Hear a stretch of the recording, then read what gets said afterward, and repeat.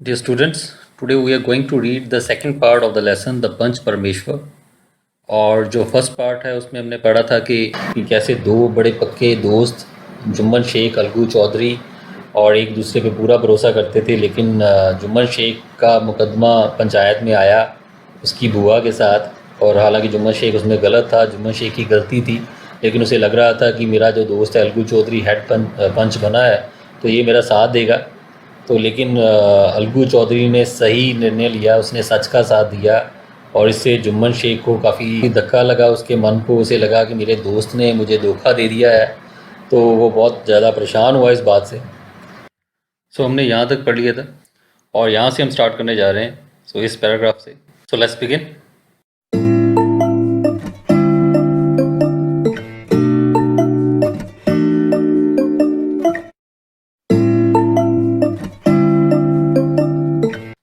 This decision shook the foundations of the friendship. और इस decision ने, इस फैसले ने जो फाउंडेशन थी, नींव थी दोस्ती की बिटवीन अलगू एंड जुम्मन, अलगू और जुम्मन के बीच में, उसको हिला के रख दिया। Now they were not seen talking with each other. और अब वो एक दूसरे से बात करते नज़र नहीं आते थे। देयर ओल्ड फ्रेंडशिप, और उनकी जो पुरानी दोस्ती, विच हैड स्टूड फर्म, जो कि फर्म होके, मजबूत होके खड़ी रही थी, लाइक ए ट्री, एक पेड़ की तरह, could not withstand the first blast of truth. वो पहला जो ब्लास्ट ऑफ ट्रुथ हुआ, सच्चाई का जो धमाका हुआ, उसको भी विदस्टैंड नहीं कर सकी, बर्दाश्त नहीं कर सकी। अभी तक तो बड़ी मजबूती से दोस्ती खड़ी थी, लेकिन जब पहला परीक्षा हुई दोस्ती की, तो सच्चाई की कसौटी पे, तो वो इसको झेल नहीं पाई। उनकी जो दोस्ती थी उसकी नींव हिल गई। नाउ व्हेन दे मेट, और अब जब भी वो मिलते थे, दे वर फॉर्मल विद ईच अदर, एक दूसरे के साथ बड़े औपचारिक तरीके से पेश आते थे, कोई खुले तरीके से बात नहीं करते थे। दे ग्रीटेड ईच अदर कोल्डली, और एक दूसरे को बड़े ठंडे तरीके से ग्रीट करते थे, विश करते थे। हालांकि ऊपर ऊपर से तो कोई ज़्यादा लड़ाई नहीं करते थे, लेकिन उनका एक दूसरे को बुलाने का, विश करने का अंदाज़ बहुत ही ठंडा था, बिना इमोशंस के, बिना भावना के। As a sword greets a shield, जैसे कि एक तलवार म्यान को ग्रीट करती है। जैसे तलवार हालांकि म्यान के अंदर ही रहती है, लेकिन म्यान को छूती नहीं है, उससे दूर रहती है, उसको टच नहीं करती। सो उसी तरह ये दोनों जो थे, एक दूसरे के मन को टच नहीं करते थे, बस ऊपर ऊपर से विश करते थे औपचारिक तरीके से। Algu's betrayal played on Jumman's mind all the time. और अलगू का ये जो बिट्रेयल था, जो विश्वासघात था, जो धोखा था, वो जुम्मन के दिमाग पे हमेशा चलता रहता था। तो उसे लगा था मेरे साथ धोखा किया है अलगू चौधरी ने। He live now only to take revenge. अब वो जीता था सिर्फ रिवेंज लेने के लिए, मन ही मन बदला लेने के बारे में सोचता रहता था जुम्मन शेख अलगू चौधरी से। It takes a long time, और बड़ा लंबा समय लगता है, for the results of a good deed to show, किसी अच्छे काम के नतीजे नज़र आने में काफ़ी लंबा समय लग जाता है। But the results of an evil deed, लेकिन कोई बुरी जो कर्म है, बुरा काम है, उसके जो रिजल्ट हैं, नतीजे हैं, can be seen at once, वो एकदम से नज़र आ जाते हैं। Jumman did not have to wait long, और जुम्मन को ज़्यादा इंतज़ार नहीं करना पड़ा, फॉर इज़ रिवेंज, अपने रिवेंज के लिए, अपने बदले के लिए।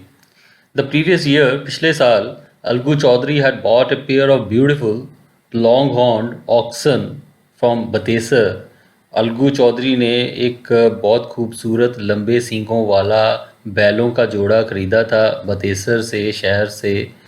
For months people came from neighbouring villages, और कई महीने तक लोग आसपास के, जो आस पड़ोस के गांव थे, वहाँ से आते रहते थे। टू एडमायर दैम, उनको एडमायर करने के लिए, उनकी प्रशंसा करने के लिए। दूर दूर से चर्चा थी कि बहुत अच्छे बैल लेके आया है अलगू चौधरी शहर से, तो लोग दूर दूर से देखने आते थे। अनफॉर्चुनेटली, लेकिन बदकिस्मती से, a month after the panchayat decision, so ये जो पंचायत का डिसीज़न हुआ, फैसला हुआ, उसके एक महीने बाद, one of the oxen died, दोनों बैलों में से एक जो बैल था वो मर गया। Jumman told is friend, Jumman ने अपने दोस्तों को कहा, this is the punishment for treachery. तो ये इसकी ट्रेचरी, उसके धोखे की सज़ा है जो परमात्मा ने, अल्लाह ने उसको दी है।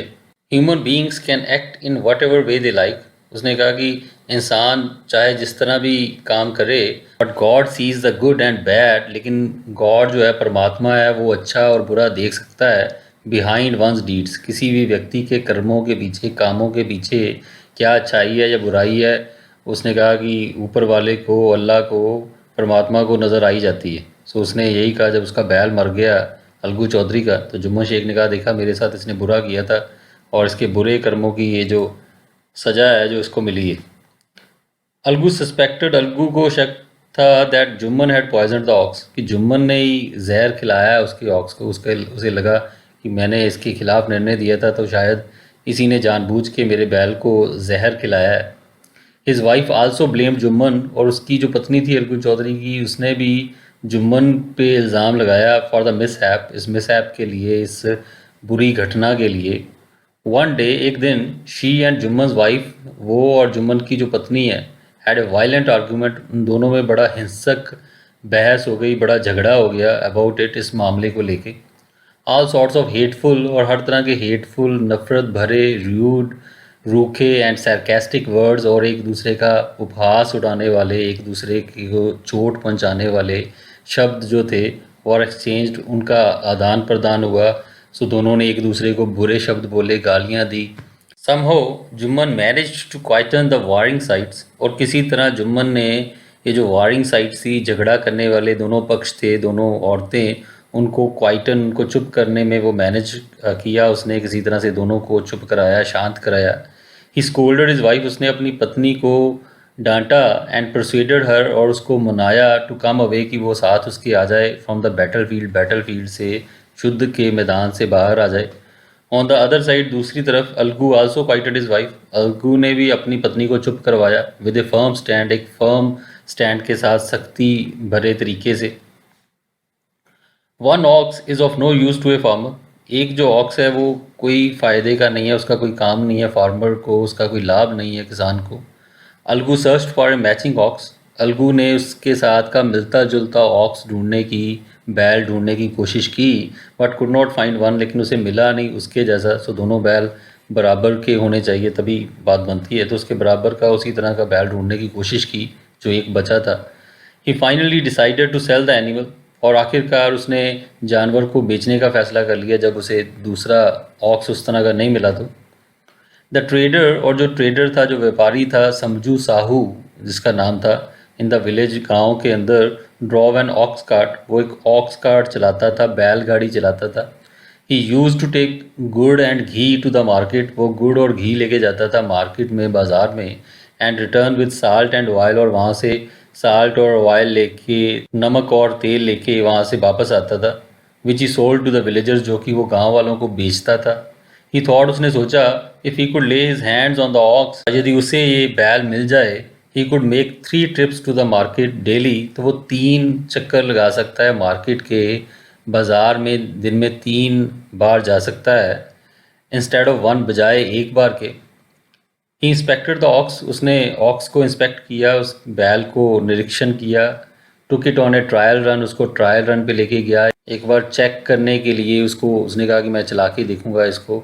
And then after some haggling, और फिर उसके बाद कुछ हैगलिंग करने के बाद, मोल भाव करने के बाद, ब्रॉट इट होम, उसको घर ले आया। And tied it in his courtyard, अपने कोर्टयार्ड में, अपने आंगन में, घर के सामने उसको बांध दिया।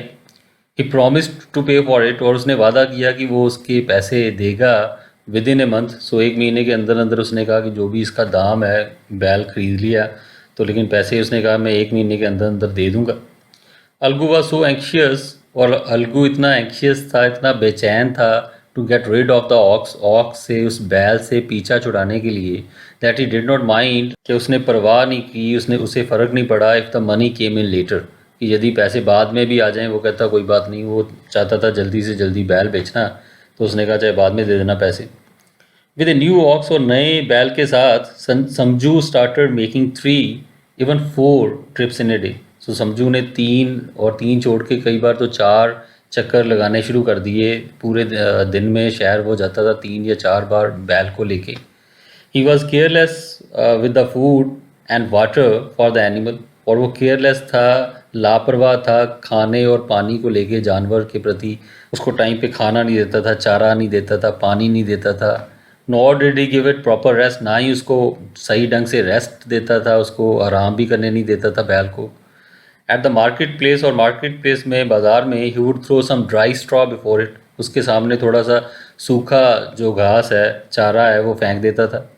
The poor animal had barely rested, और बेचारा जो जानवर था उसने अभी मुश्किल से ही थोड़ा रेस्ट किया होता था, before he was tied up to the cart again, जबकि वो फिर उसको दोबारा कार्ट में, बैलगाड़ी में इसको बांध देता था, उसको बैलगाड़ी में वो लगा देता था।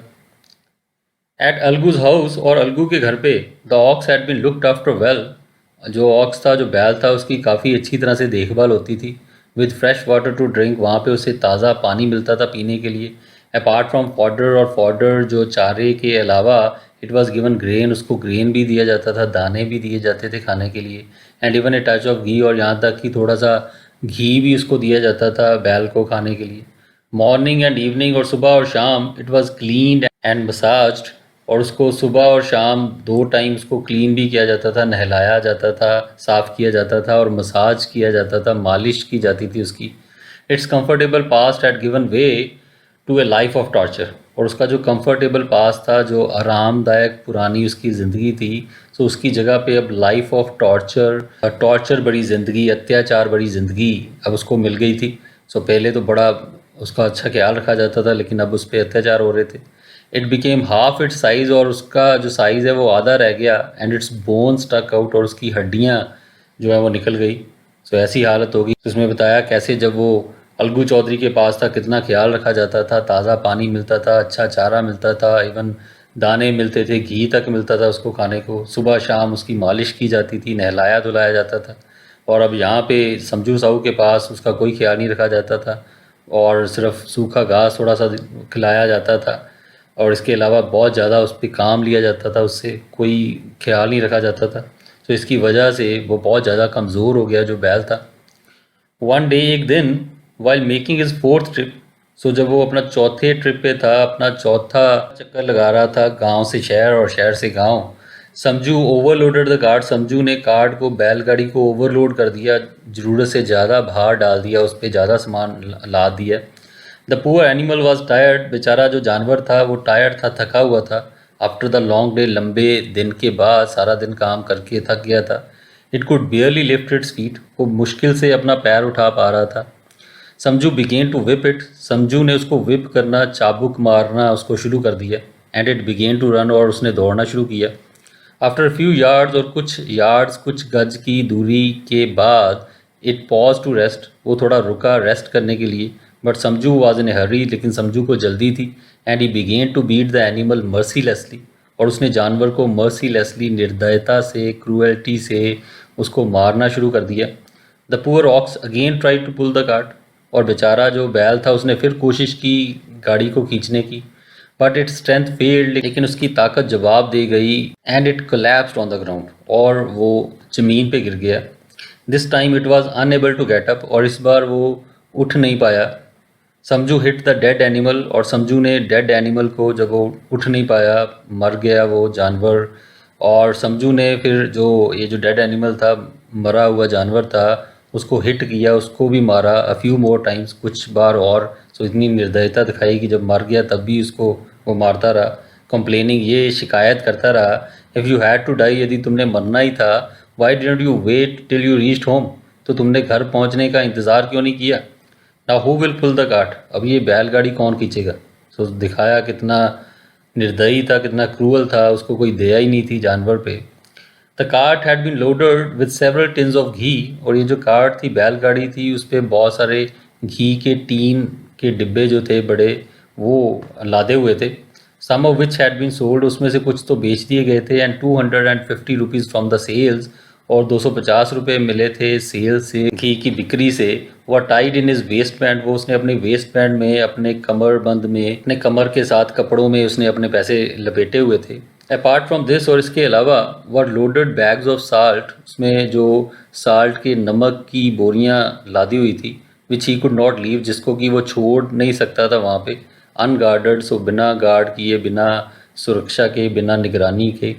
इन द एंड, और अंत में, he decided to spend the night in the cart, उसने फैसला किया रात उसी कार्ट में बिताने की, क्योंकि बैल मर चुका था, बैलगाड़ी को ले जाने का कोई तरीका नहीं था, लेकिन बैलगाड़ी में सामान पड़ा था। तो उसने सोचा कि चलो मैं यहीं पे अभी रात काटता हूँ, रात हो चुकी थी। तो when he woke up in the morning, जब सुबह को उठा, he found his money gone, उसने देखा कि उसके पैसे जा चुके हैं, जो उसके पैसे किसी ने चुरा लिए थे, along with several tins of oil, और ऑयल के भी जो टीन थे वो भी चोरी हो गए थे। He beat his head with sorrow and wept, so वो अपना माथा पीटने लगा सॉरो के साथ, दुख के साथ, और रोने लगा। ही रीच्ड होम, वो घर पहुंचा इन ए स्टेट ऑफ शॉक, सो बहुत शॉक होके, बहुत परेशान होके, उसके मन को बड़ा धक्का लगा, बहुत दुखी होके वो पहुंचा। When his wife heard the bad news, जब उसकी पत्नी ने जो बुरी खबर सुनी, she cried, वो चिल्लाई, रोई, and started abusing Algu Chaudhary, और उसने अलगू चौधरी को गालियाँ देनी शुरू कर दी। उसने कहा that mean fellow, वो जो स्वार्थी आदमी, his unlucky ox has ruined us, उसके बदकिस्मत बैल ने हमें तबाह कर दिया है, बर्बाद कर दिया है। All our lifelong savings have been stolen, हमारी सारी ज़िंदगी की जो कमाई है, जमा पूंजी है, तो वो चोरी हो गई है।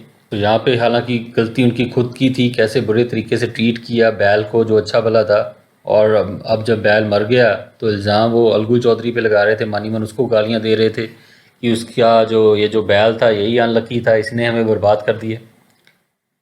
सेवरल मंथ्स वेंट बाय, और कई महीने गुजर गए। When ever Algu demanded the price of the aux, जब भी अलगू बैल की कीमत मांगता था, बैल का दाम मांगता था, समझू वुड रिप्लाई नास्टिली, और संजू जो था नास्टिली, दुष्टता से, बड़ी नीचता से ये जवाब देता था, here we have lost our life savings, और यहाँ पे हमने अपनी सारी ज़िंदगी की कमाई खो दी है, and you want money for the ox, और तुम्हें बैल का मूल्य चाहिए। यू चीटेड मी, तुमने मुझे धोखा दिया। You gave me a sick ox, तुमने मुझे बीमार बैल दिया। You expect me to pay you, तुम उम्मीद करते हो मैं तुम्हें पे करूँ, तुम्हें पैसे दूँ। Do you take me for such a fool, क्या तुम मुझे इतना मूर्ख समझते हो। I come from a trading family, मैं व्यापारी परिवार से संबंध रखता हूँ, and I am not going to let you fool me, और मैं तुम्हें मुझे मूर्ख बनाने नहीं दूंगा। तो उसने बैल खरीदते वक्त कहा था 1 महीने बाद पैसे दे दूंगा, लेकिन वो पूरी तरह से मुकर गया। वो कहता तुम्हारी वजह से तो उल्टा मुझे नुकसान हो गया, तुमने मुझे बीमार बैल दिया। फाइनली आखिरकार सम विलेजर्स सजेस्टेड, कुछ विलेजर्स ने, कुछ गांव वालों ने ये सलाह दी that the matter be decided in a panchayat, ये जो मामला है उसको पंचायत में सुलझाया जाए। And both Samjhu and Algu agreed, और दोनों समझू भी और अलगू भी दोनों मान गए कि पंचायत फैसला करे। The panchayat sat down, panchayat बैठ गई।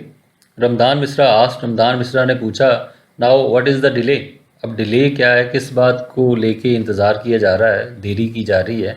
Let us select the members, चलो हम मेंबर्स सेलेक्ट कर रहे हैं, पंचायत के वो मेंबर्स जो निर्णय लेंगे, फैसला करेंगे। वेल चौधरी, हुम डू यू नॉमिनेट, और उसने कहा चौधरी, अलगू चौधरी, तुम किसको नॉमिनेट करना चाहते हो, किसका नामांकन करना चाहते हो, फैसले के लिए जज किसको चुनना चाहते हो। Algu said very politely, Algu ने बड़ी विनम्रता से कहा, लेट समझू चूज दम, समझू को चुनने दो कि ये पंच और सरपंच ये चुने।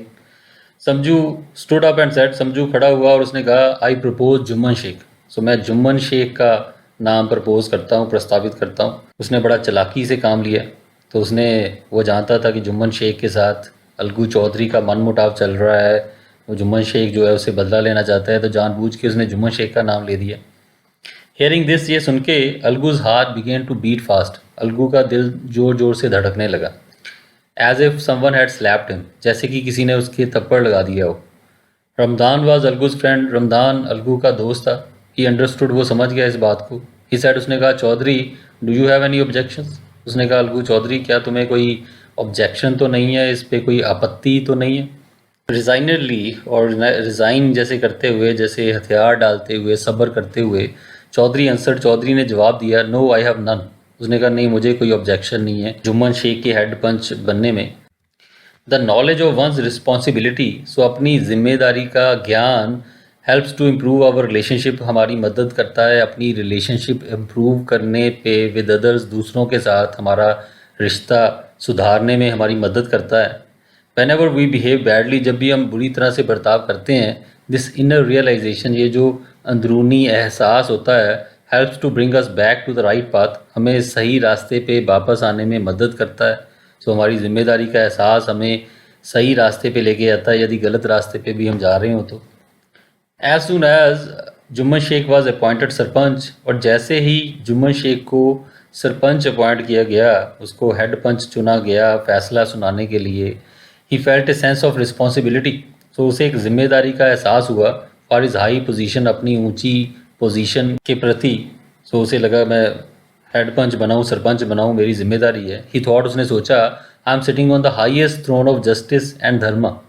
सो मैं ये सबसे ऊंचे सिंहासन पे बैठा हूँ न्याय और धर्म के।